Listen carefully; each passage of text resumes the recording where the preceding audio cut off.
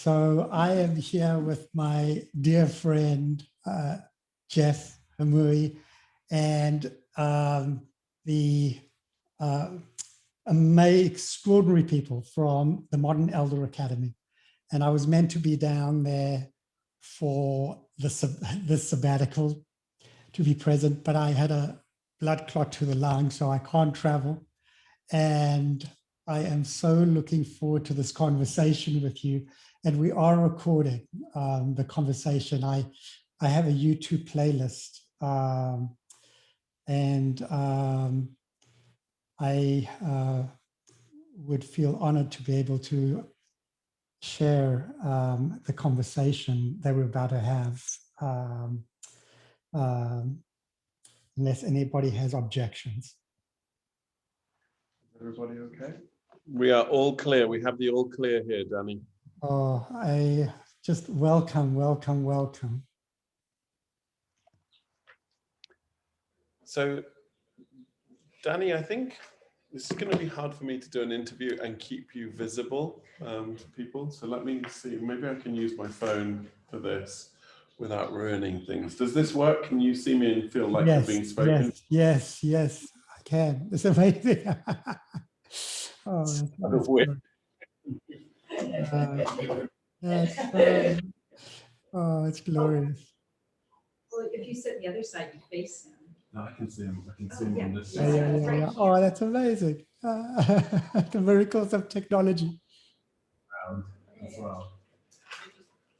So we welcome our beloved friend and teacher, Dr. Danny Friedland, back to the Modern Elder Academy. Danny, you are here as both a mind, body, spirit, and we're incredibly grateful to have the next 5 minutes or however long we managed to spend time with you. We did a setup session for this session together with you prior to this discussion, where we were really looking at the energy of a question. We were looking at this idea of appreciative inquiry and how that might work, especially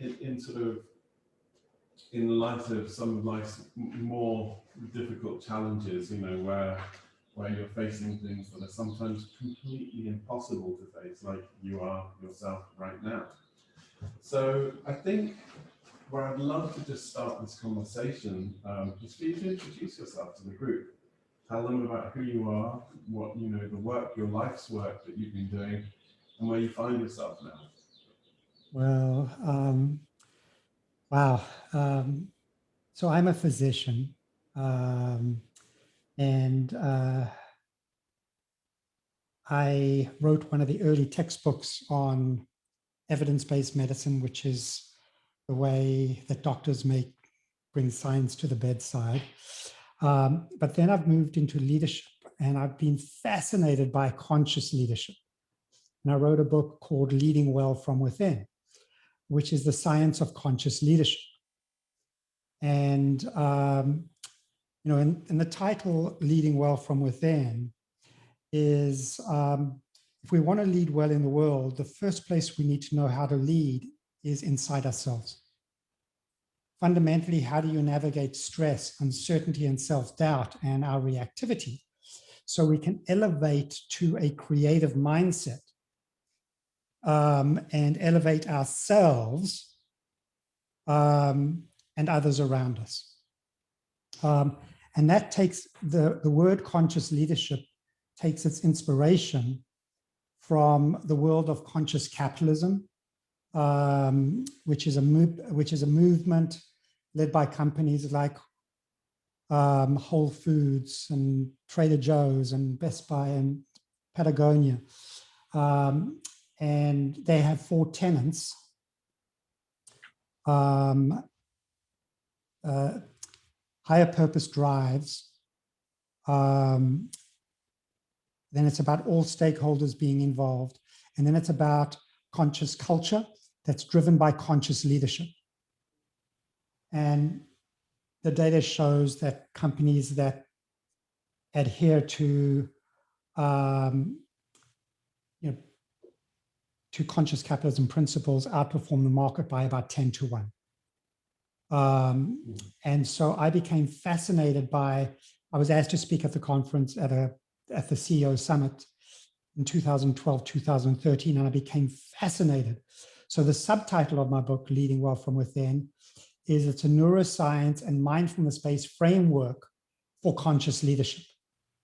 And I've spent the last decade training, doing workshops all around the country and internationally as well on conscious leadership. And then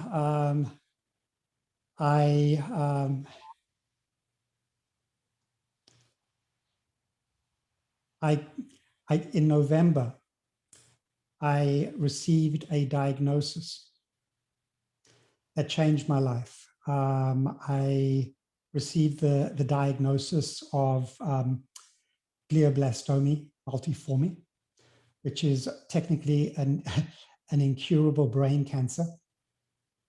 And I've been on this journey where leading well from within has become the impetus for living well from within. And I've got a number of initiatives, including a YouTube channel where I've tracked my journey with over 200 videos, including this one. It's where I'm documenting both everything from my medical care to topics on healing systemic racism, and the premise of the channel is healing, growth, and facilitating flourishing wellness. So it's our family to yours. We understand that everybody's going through their own challenges, and our challenge is when challenges are personal, they are maximal for you, so they're not relative. And so we want to gift the channel, the gift the learning. So the first two orienting videos in the first video in the playlist, and Jeff, perhaps you can share the playlist with the group. So the first is setting context, and then the second one shares something called the active learning cycle. And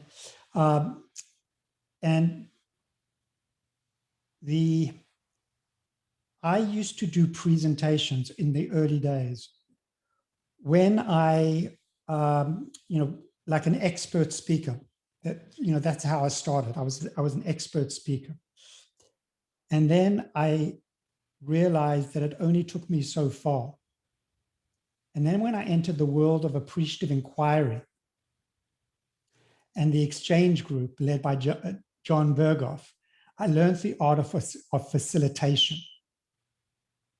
And what I realized is that the wisdom is in the room. And it's our capacity to support each other in unlocking our collective wisdom in a shared experience. So I almost feel like I've spoken too much already.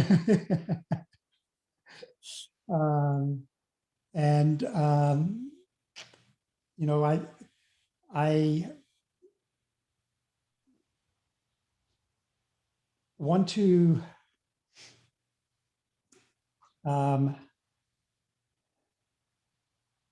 perhaps, when you talk about energy of questions, would it be helpful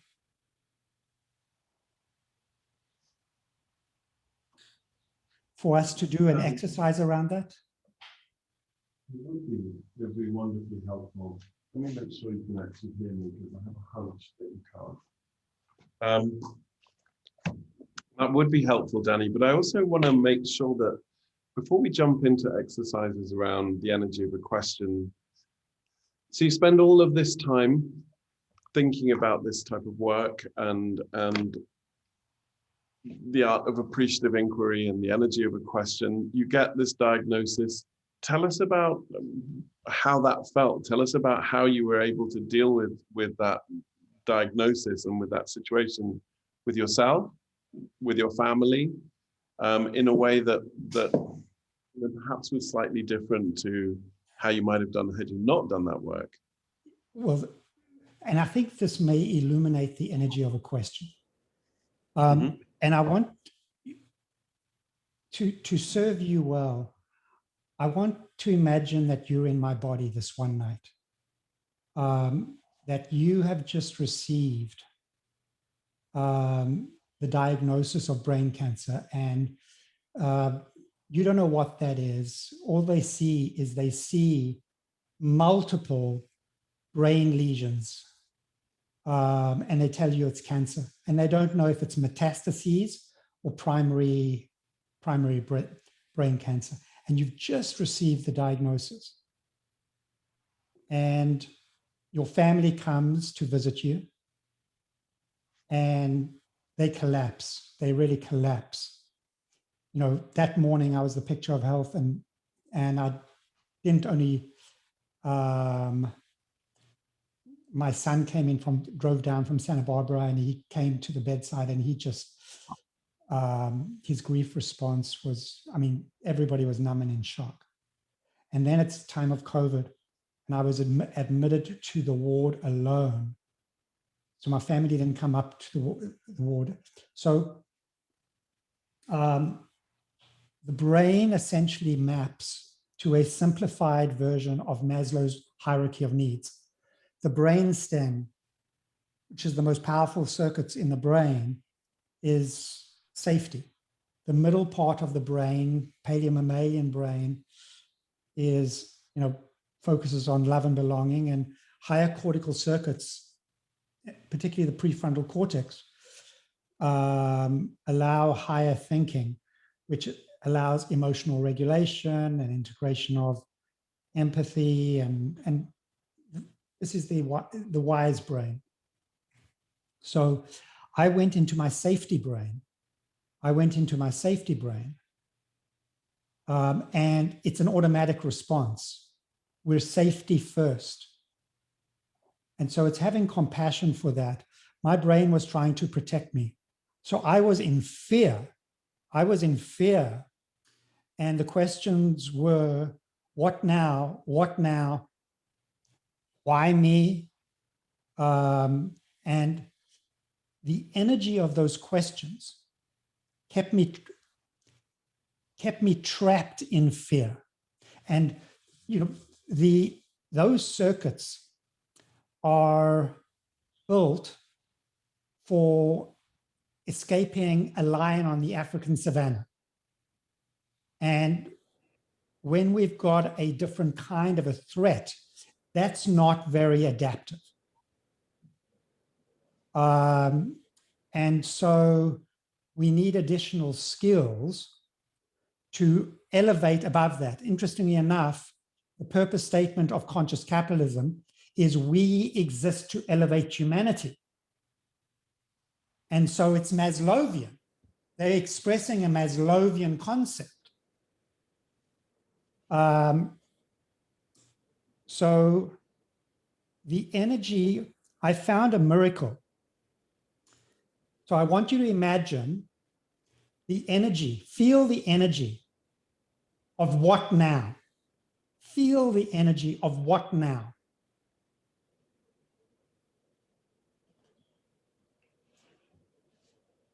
It says, it's been said by David Cooper-Ryder, who founded Appreciative Inquiry, that questions create worlds. Questions create worlds, either a world of suffering or a world of flourishing.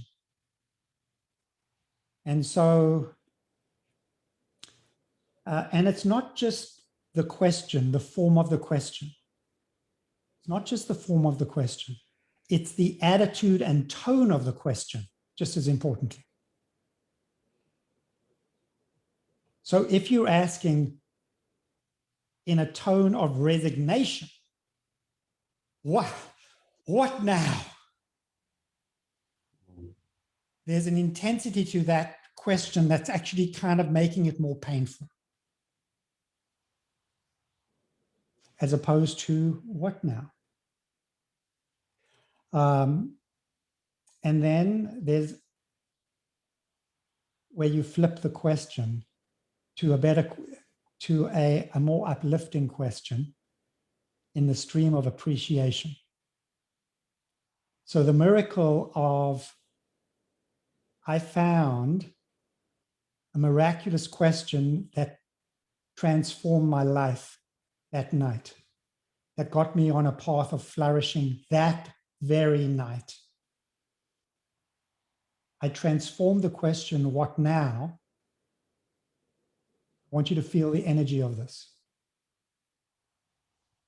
To what matters most now?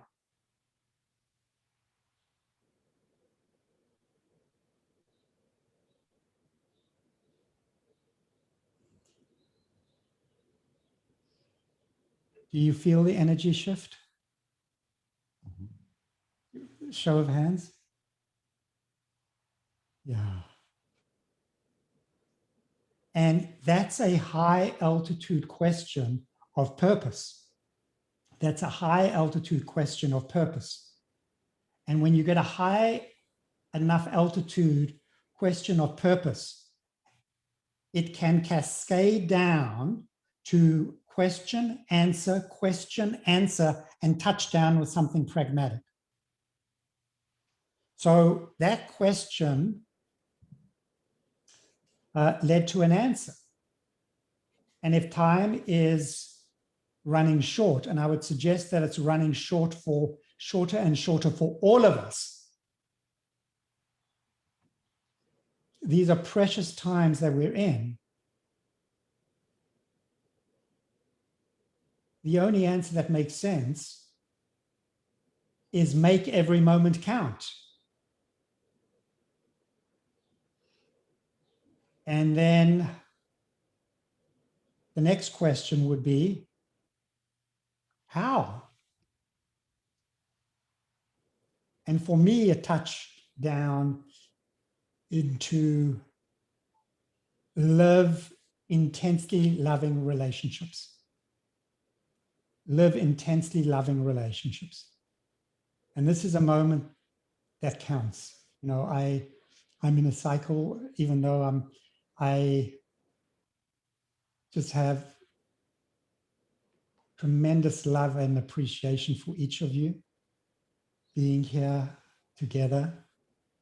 And, you know, I feel very present with you, even though I wish I was sitting in the room as previously intended. And then there's the other answer stream is wanting to leave a legacy with my work, which is I've got a number of initiatives going on to do that. So Danny, I'm conscious that you wanted to shift us to an exercise. I have one last question before we do. So you find these questions, you know, that change the energy of your personal experience from suffering to flourishing. Are you some kind of amazing guru? Does that mean that you're just not suffering at all anymore?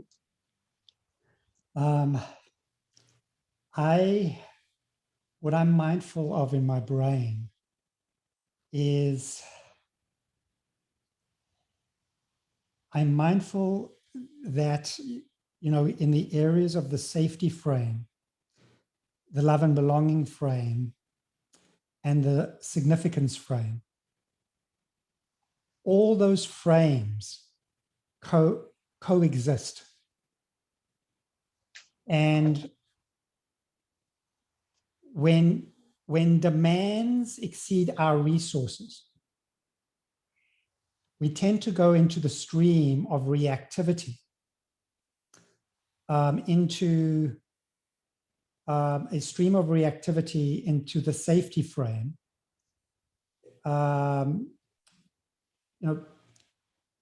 in fight and flight behavior. So if we're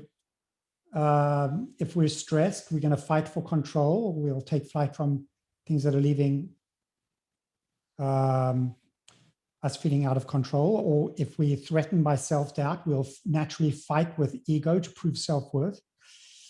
And that's almost the default setting of the brain. So it's, we may do our best to overcome self-doubt and shame and stress. But that puts us at war with ourselves. It puts us at war with our biology. So the more helpful thing is to understand compassionately, to see these as nested dolls. So to nest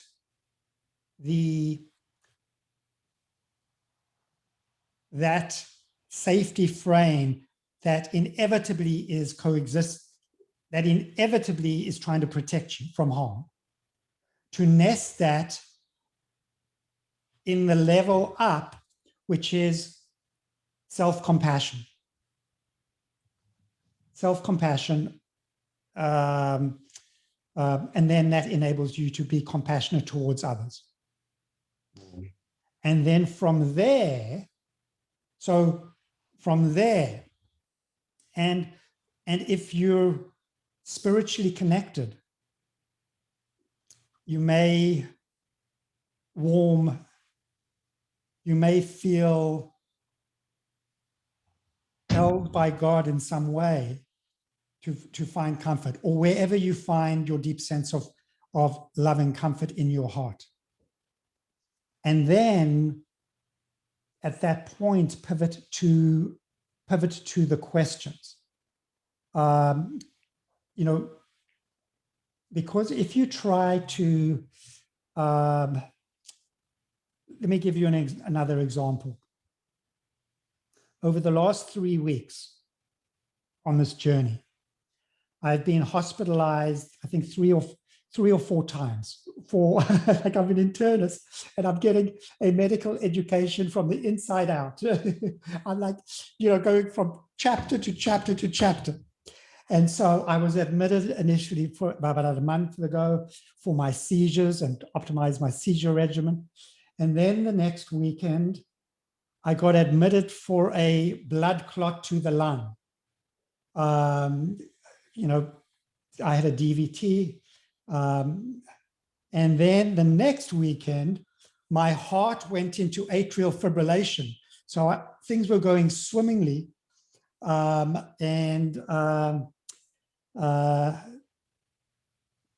came to a complete stop because my heart wasn't coordinated. And so they shocked me electrically back into rhythm. And then I've also had this cavitary pneumonia. It means I've got not just a pneumonia, but I've got kind of like a pneumonia with a cavitation in it. And they treated it with, I treated it with Augmentin. So I had severe chest pain. And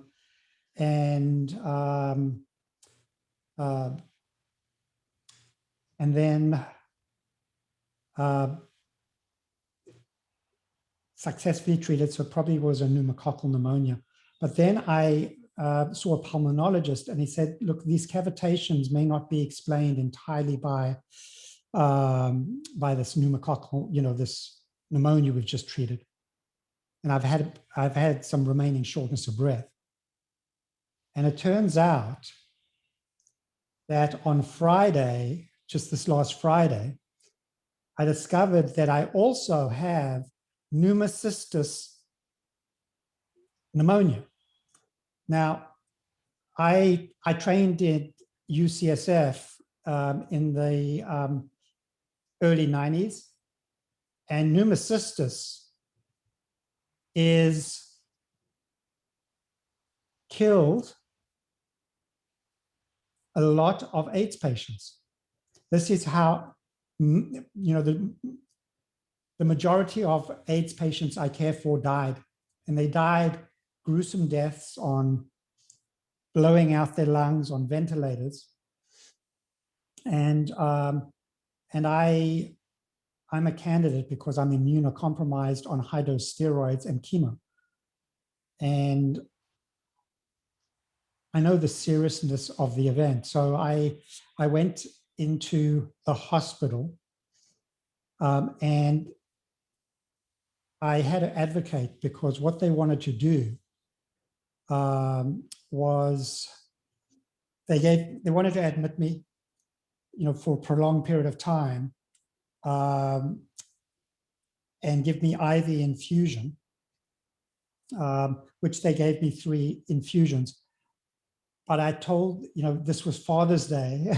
So, I told them that I want to be on Father's Day, and I really wanted to go up to enjoy my time with my family in Santa Barbara. My son is in his senior year there, and I've never been up there to see him. And so it was so important to me. And it was just the most glorious, it was the most glorious time we've just spent the last couple of days and I was working out in the gym. I just, I like joyfully, and my energy is, fantastic. And so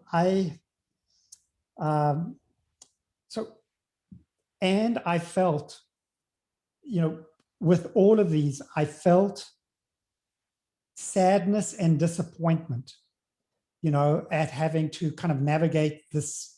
So, and then I had to find comfort, and then I had to find a way to advocate and elevate myself. So those all coexist. And I should add, Jeff, that if you try to put on a happy face and you think this is all about, I've cried in the parking lot, feeling overwhelmed by, when I was, at a number of occasions getting these new diagnoses, I sat in the parking lot where my demands were exceeding my resources, and that's very dynamic. And so, the danger of me kind of filming, there's a lot of positivity in the channel. A lot of people saying that they take inspiration from this, and I'm concerned about that because I think this is a really important discussion to have,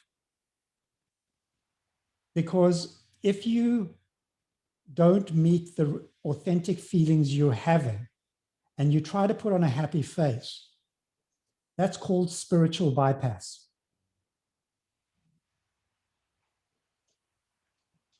So meeting yourself where you're at,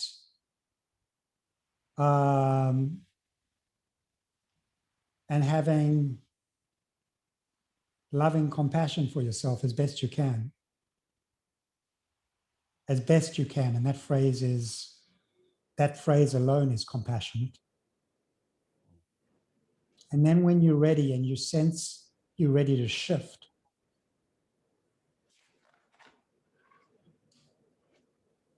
to authentic, to a sense of authentic. So there's a sense of nurturing yourself through a situation.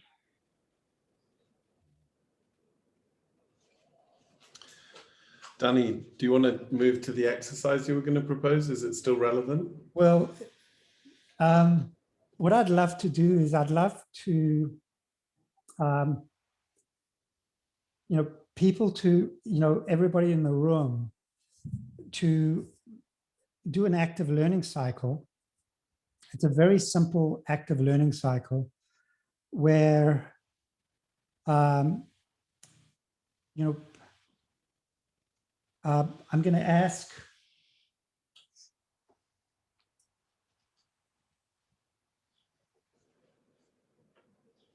Okay.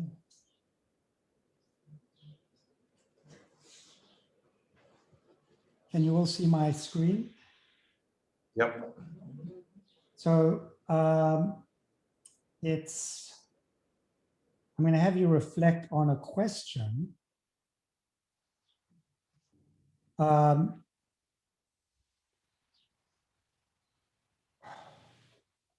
Very simple question.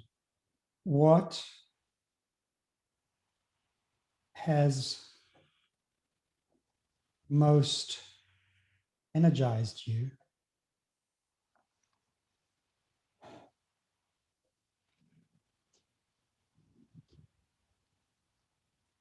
in what's been shared? And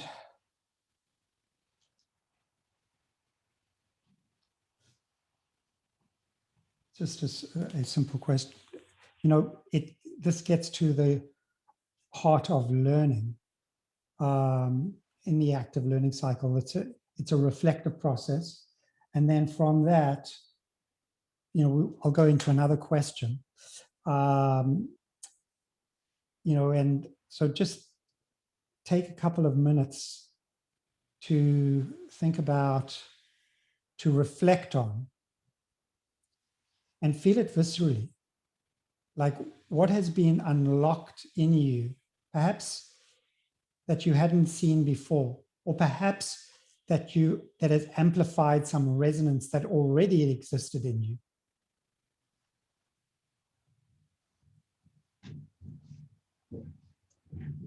I'm going to invite you to each share 90 seconds on what your answer is. So this is not you rehearsing for your TEDx talk.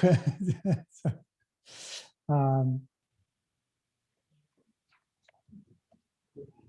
beautiful.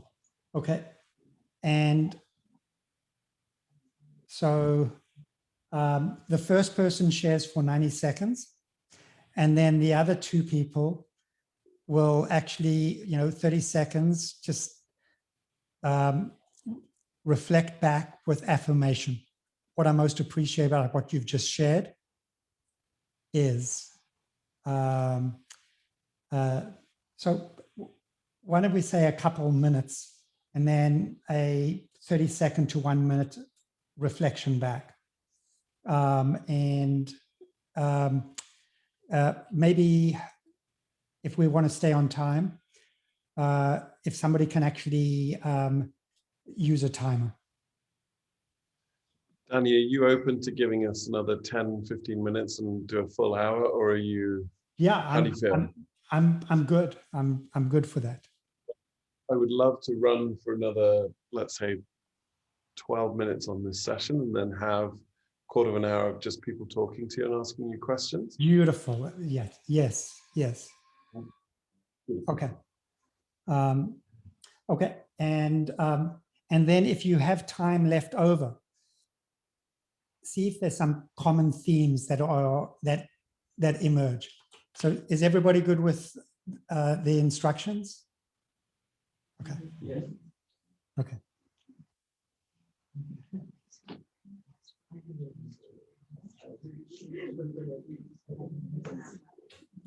Yeah.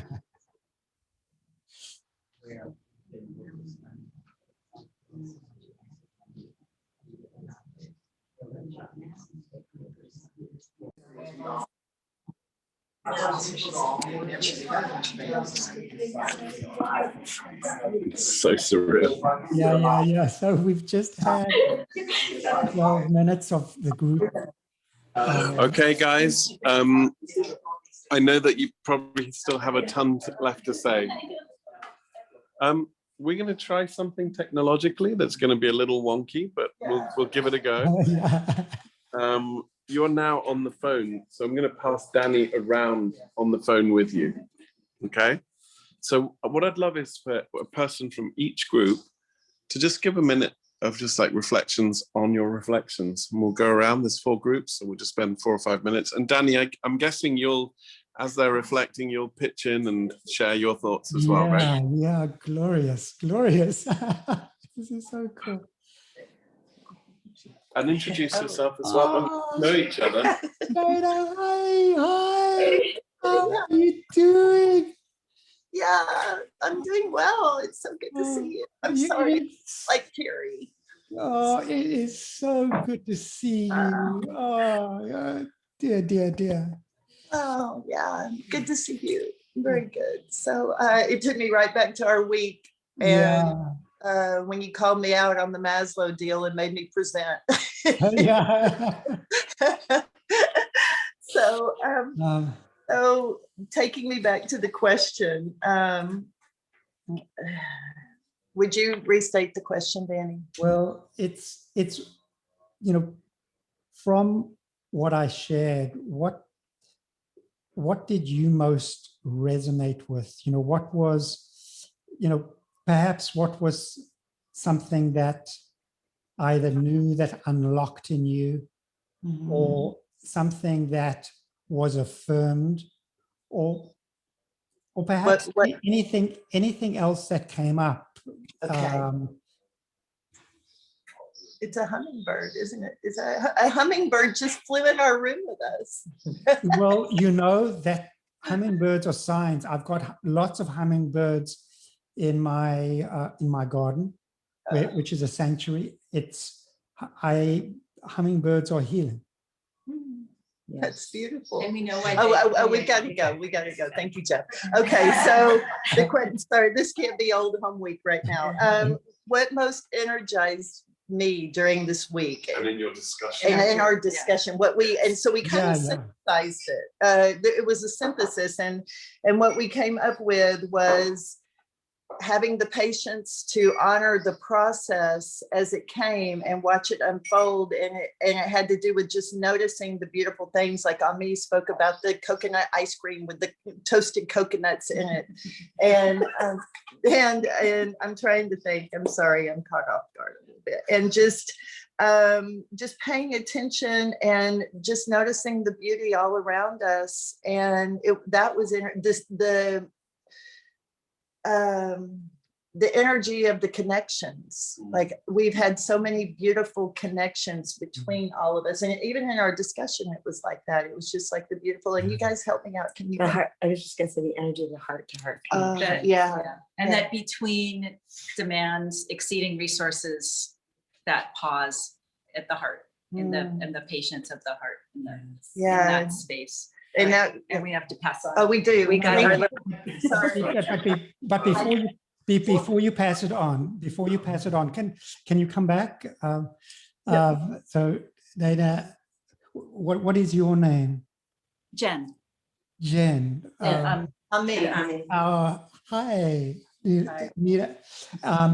So the base of the brain is fast reactive. The top of the brain is slow wise. So the pause, you know, mindfulness is the power to pause, notice, and choose. The pause, from a neuroscience point of view, is allowing the higher levels of the brain to catch up and savor with appreciation. It's been said that we are Velcro for negative experiences, and we are Teflon for good experiences. Come back. Yes. So the art. He just froze us. No, they can't talk. Okay, I'm back. Sorry, you paused for a minute there. Okay. So what was the last thing you heard? Velcro, I think. The Velcro. So we are Velcro for negative experiences, and we are Teflon for good experiences. So the natural thing is to look at the world through a lens of suffering. Whereas ultimately cultivating an attitude of savoring. So savoring the moments, like we savor a fine wine. Savor our friendships, savor our moments, is a practice that actually is very helpful to cultivate to live a rich life. Beautiful. Thank you. Yeah. Hi, Danny. I'm Lisa. I'm going to talk for my group. Oh, Bob and awesome. Roderick here. Okay, Bob and Roderick. I'm taking some liberty. Yeah. Yes, hi. Hi. I'll try to make this succinct and take some liberties with what we've talked about. Yeah. So, what energized us most was, two things. And one is that this story is ours, right? And we might be the main characters in it, but there's a bunch of supporting roles, and those would be those loving, attentive, all those other relationships. So even though this is happening to me, it's happening to other people, like your son, your family, your other relationships. So it's like the rock being dropped in the water and the ripples, like we're that rock, we're the center, and it impacts us the most at the center, but then it ripples out to all of these other layers of the people in our lives. And sometimes the closest people, those loving relationships, we pay most attention to, but then there's also all of these other ripples of the layers of people and the loving, attentive relationships, and how we make what matters most now as we extend that love out. Well, that's, I hope I did us. well, Lisa, that's just extraordinary. So there is a whole area of the neuroscience of connection. We are wired to connect.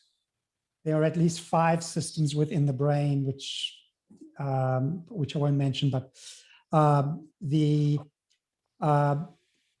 a social contagion in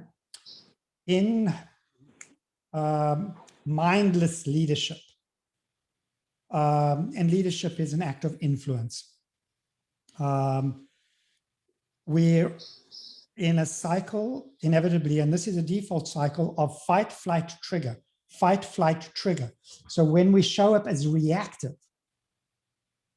we trigger somebody else's reactivity and they go into the safety frame, and it's social contagion.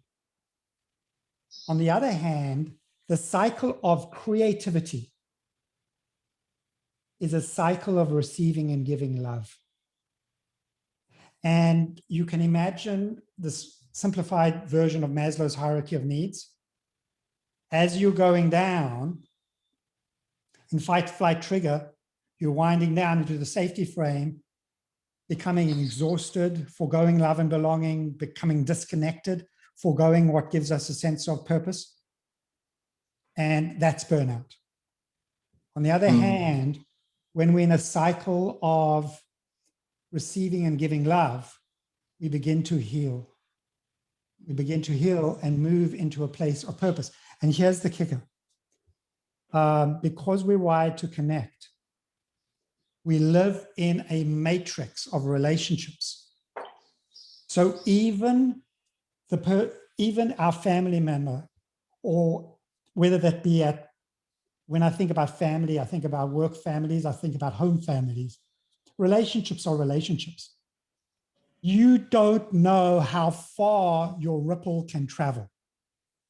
Mm-hmm. You don't know how far your ripple can travel. So what your group has just shared is profound. Thank you. Yeah. You are welcome. Say one thing. Please. I want to thank you for helping us appreciate these points. So thank you. You are welcome. Yeah. Yeah, thank you. Hi, Danny. I'm Lisa as well. Hi, Lisa. Lisa K as well. So yes. Okay. I'm not going to be quite as profound for our group, not that we're not profound, but I think that sort of where you were leading at the end of what you were saying before, I think what we have all come to the conclusion of is that we have been working on and trying to improve our relationships outside of our families. And so much of this work that you're teaching and the inquiry is well served for what we can do within our own families to build our relationships. And I think we all kind of took away that we would love to do that for ourselves. And as we go back home to our children and our spouses as appropriate to be able to do that it's very important. Well, it's, I think that is profound, you know, and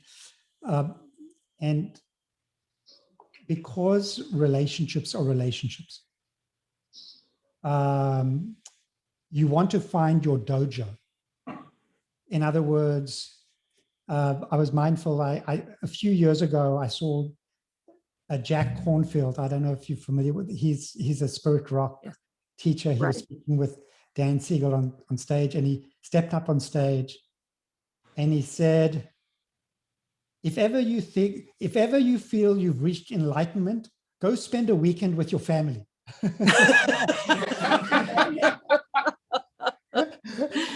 So that's his dojo. And the ability to generalize what you're learning in your most challenging dojo. Asking the next question, how might that apply to other relationships in my life? Yeah. Thank you. Yeah, you are welcome. Dory, Peter. I don't know. Barbara. Not me. I think I have a synthesis. Okay, go for it. Hello, I'm Peter, Hi, Peter. and this is Dory and Barbara. Hi, Dory and Barbara. Nice, thank you. We came at it from very different positions, but I think we all capture the notion of doing and how do we get things done. So I was looking at it from, I took inspiration from your willingness to give despite obstacles and to continue giving. And I was related to a experience I had many years ago working in a disadvantaged community and watching all the wonderful things they were able to do despite all the challenges they faced. But my teammates here, spiritual teammates, they also, they were wondering, you know, how do we, there's more of a question than a solution, but how do we create environments that we can think collectively toward a common goal? And my other teammate was very moved by your discussion, which I missed because I was a little bit late, regarding conscientious capitalism and how that's a meme, but also directive for changing our economic system in a more thoughtful way. Can I just? Please. Yeah. So I mean, that was my main wondering. You said like one of your YouTube videos is on societal justice. And you know why I love the idea of a collective mindset. I feel that there's so many communities that aren't part of the conversation. Yeah. A lot of wisdom from people. Yeah. So what I'm hearing is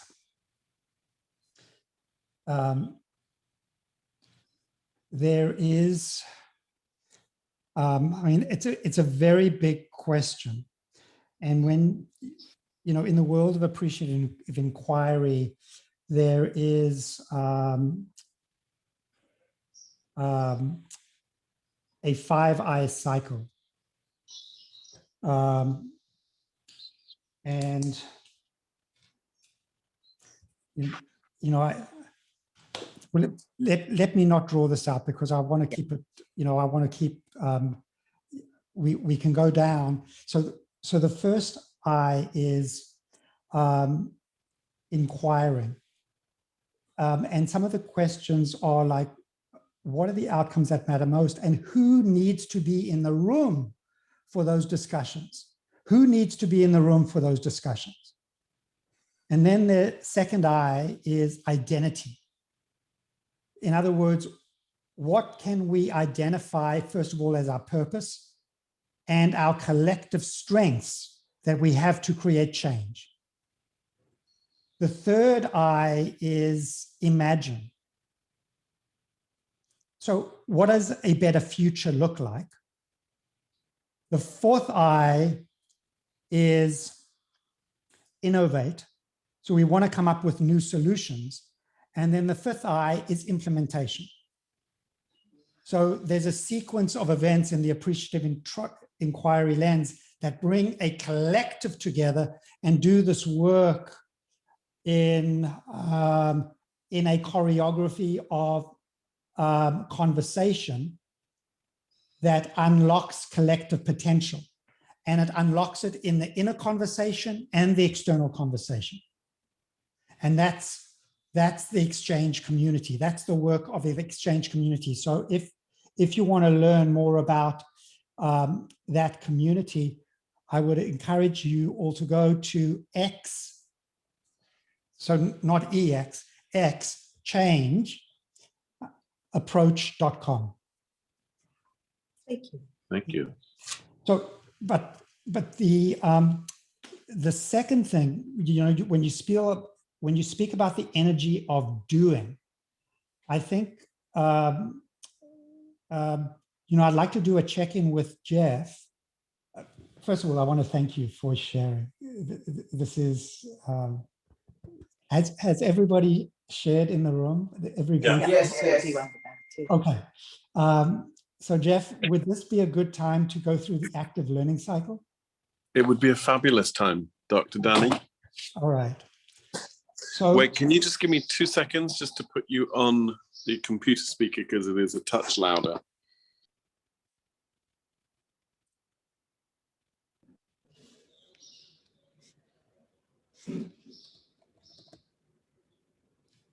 Okay, can you speak? Yes.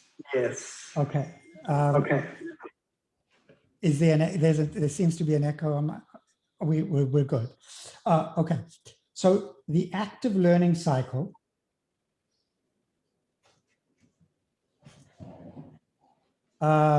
which is adapted from the work of Kolb on experiential learning, has three. I've adapted it from, you know, it's to three components. The first component is content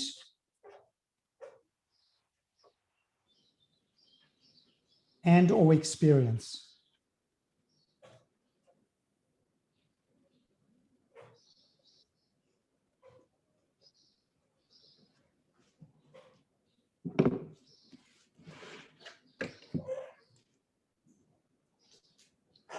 Now, I've shared a lot of content over here, and you've had an experience together. And while that's valuable, that alone will not facilitate transformational change, because the evidence is history repeats itself. We have repeated experiences.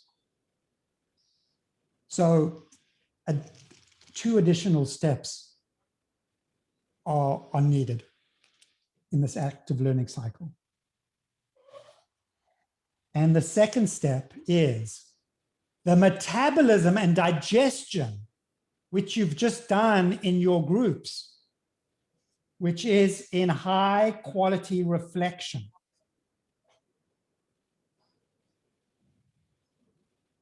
It's the value of reflecting. And again, there's the attitude of reflection and the form of a question. Is the question elevating? And then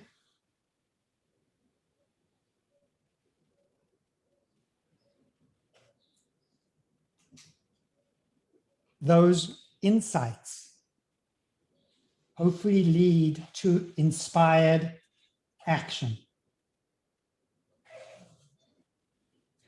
which leads to new experiences.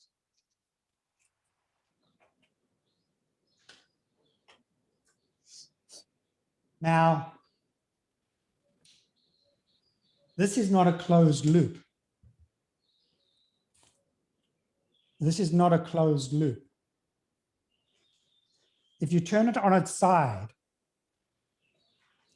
it's a spiral.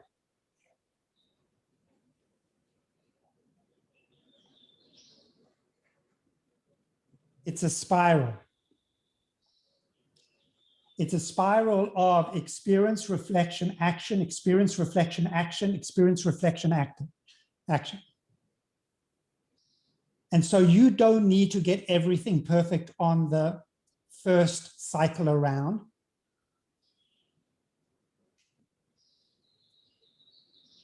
In fact, you want to kind of take the smallest steps so that you can get feedback from wherever you draw your deepest sense of inspiration. Take the minimal viable step and notice your energy. Notice your energy. Does your energy subtly contract? Follow your breadcrumbs of energy, or does your energy expand? It's very, very subtle to actually, listen more deeply to your intuition. This helps you, particularly the reflection piece. Let me just notice this. This is a doing piece. This is a doing piece. Reflection is the being. So it's a cycle of doing, being, doing. And most people are very good at doing, but don't schedule their time into their calendar for high quality reflection. It's like I'll fit it in when I would suggest that you come up with a morning ritual, an evening ritual, and build time throughout your day for reflection and experiment with that. And, protect unstructured time in your calendar like it's gold.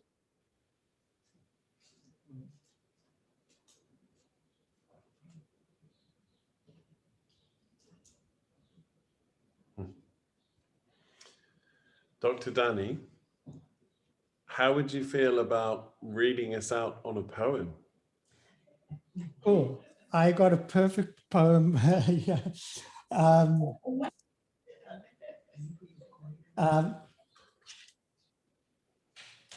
Well, this lives on my wall. It's my favorite poem. It's a poem. How many of you have? I'm imagining, a good number have heard The Guest House by Rumi. Yeah. So in this context, we've spoken about honoring all emotions with compassion and learning. So this is a perfect poem.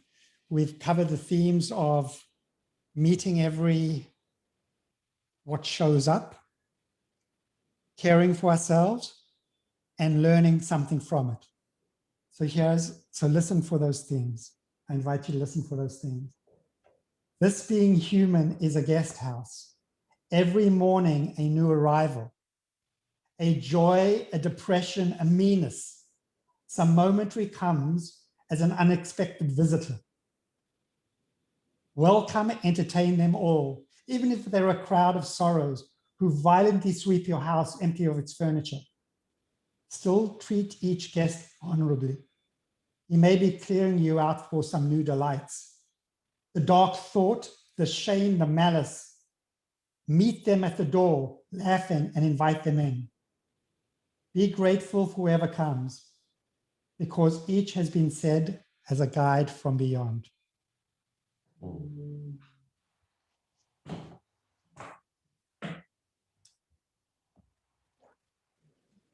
Dr. Danny Friedland, you are a guide.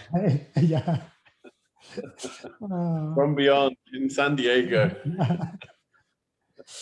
Well,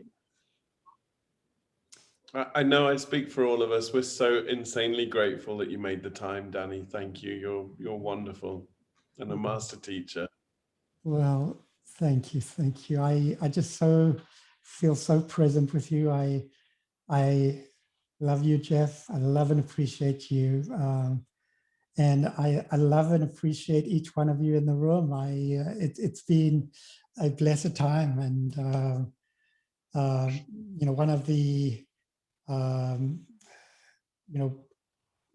Zoom rituals that, you know, I'm just wondering if we can all put our hands on our heart. And I know there's a ritual of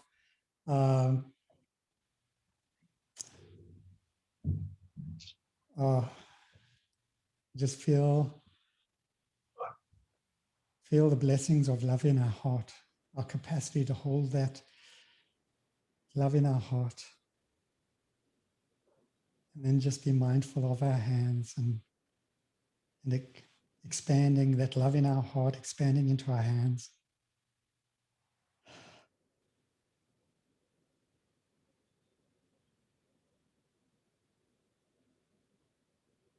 And then there's this ritual of rubbing the pearl. And it finishes on Zoom with throwing that love into our respective windows. And you can do that on any Zoom meeting. Oh, I love you. I love you. I love you. Oh. Thank you. Bye. Bye. Take care. We'll speak soon. Yeah. Okay. Bye.